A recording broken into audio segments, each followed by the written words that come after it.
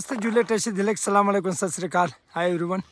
आज हम एक ऐसे पवित्र तीर्थ स्थान के यात्रा करने जा रहे हैं तिलोकनाथ टू सातदारा, यानी कि हमारे स्पीति की भाषा में होमत्सो तक जाके आप लोगों को दिखाते हैं कैसे मार्ग और कैसे है स्थान। होमत्सो तक जाने के लिए मार्ग बहुत ऐसा रहने वाला। आपको यात्रा करने से पहले कभी भी दृढ़ता से निश्चय करने होंगे आपको, तभी मार्ग जो है सुलभ अच्छी यात्रा रह सकता है। चलो मेरे बच्चों, तो मैं बहुत ही आप लोगों को खूबसूरत बात बताऊं। ये देखो तो संभवतः पिछले जन्म में मैं भी ऐसे ही इनके साथी हो। तो अभी जहाँ कहीं भी जाना है, फिर गणना करें तो संख्या 4-5 मेरे दोस्त मेरे साथ हमेशा। ये देखो, तो अब आज इस सातदारा का यात्रा के लिए मैं जा रहा हूँ, तो फिर मेरे दोस्तों के साथ तो होमत्सो तक जाने के लिए तीर्थयात्री सातदारा होमत्सो तक जाने के लिए मार्ग पे ऐसा सुंदर नज़ारा आपको देखने को प्राप्त होंगे। मार्ग का नज़ारा देखा तो मार्ग ये रहा, तो जल स्रोत ऐसे निकलते हुए देखो तो बहुत ही खूबसूरत सातदारा के मार्ग पे पथ पे होमत्सो के पथ भी ये पानी का धारा जो सात जलधारा की कहने का मतलब पहला जलधारा ये। तो यहाँ पे भगवान शिव जी का शिवलिंग यहाँ पे स्थापित, यहाँ पे नंदी महाराज स्थापित।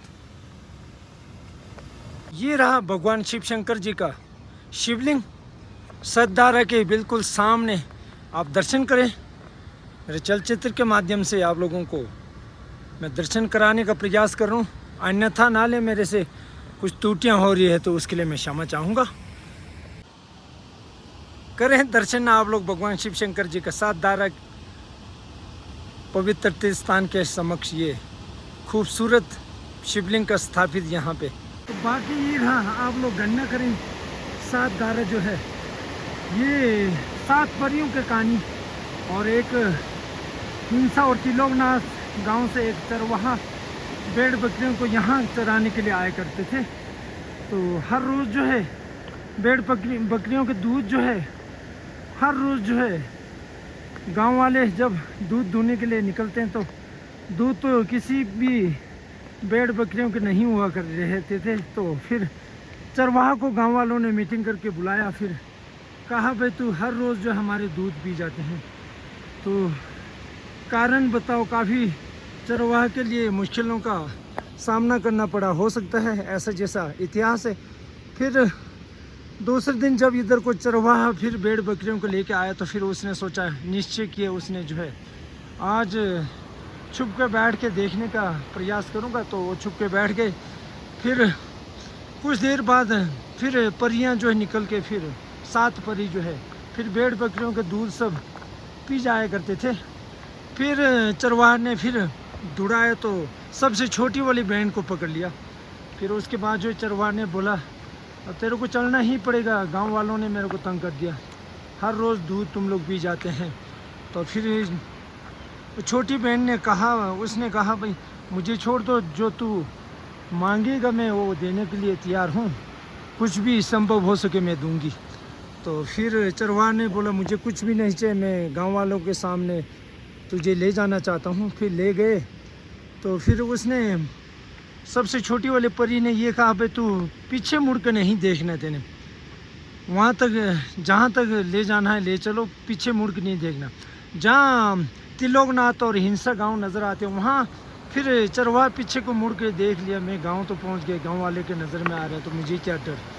तो जैसे ही पीछे को मुड़े तो फिर वो अकेली छोटी वाली बहन को ला पाया, बाकी बहन जो है फिर लुप्त हो गए। तो ये सातदारा में प्रवृत्त ऐसा कहना है, यदि मैं गलत उच्चारण नहीं कर रहा हूँ तो फिर वहाँ पे रास्ते पे एक मंदिर पड़ता है, वहाँ पे आराम किया। तो वहाँ से फिर आके हिंसा गांव वालों के लिए वहाँ स्थापित करने के लिए वहाँ ले गई, और स्थापित हिंसा गांव वालों के वहाँ स्थापित करने के लिए कहा तो वो नहीं रुकी परी। फिर उसने कहा मुझे एक ऐसे स्थान पे ले चलो ऊंचाई वाली जगह पे।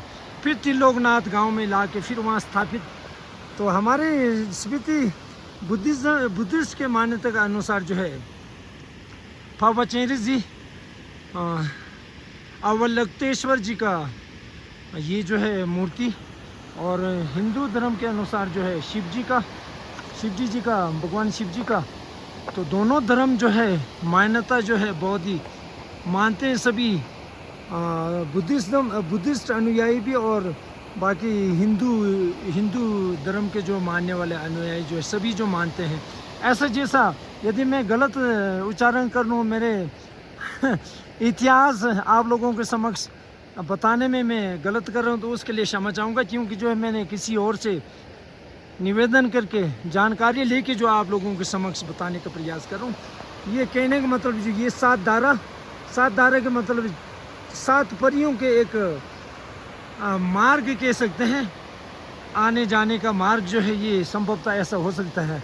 यहाँ तक आके ज़रूर दर्शन करने के लिए आप लोग मन के आस्था के साथ इस पवित्र भूमि को साफ, इन्वायरमेंट को साफ रखना है। यदि दर्शन करने आते भी हैं तो आप बॉटल्स, रैपर्स, गंदगी बिल्कुल ही नहीं फैलाना, मेरा निवेदन।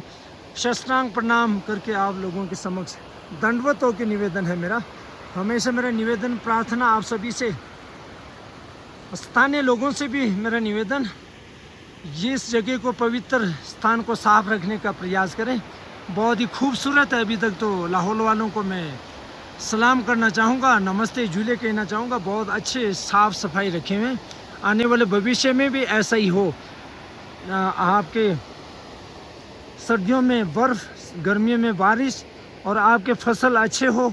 हम कहते हैं सरसू तुरू लोचू ताकतू, ऐसा जैसा आप लोगों की ज़िंदगी में सुख समृद्धि प्राप्त हो। ज़्यादा ना कहता हूँ, मैं अपने वाणी को विराम देता हूँ। अभी ओमद सो तक चलता हूँ, ओमद सो का दृश्य भी दिखाऊंगा। चलो चलते हैं हम लोग ओमद सो तक।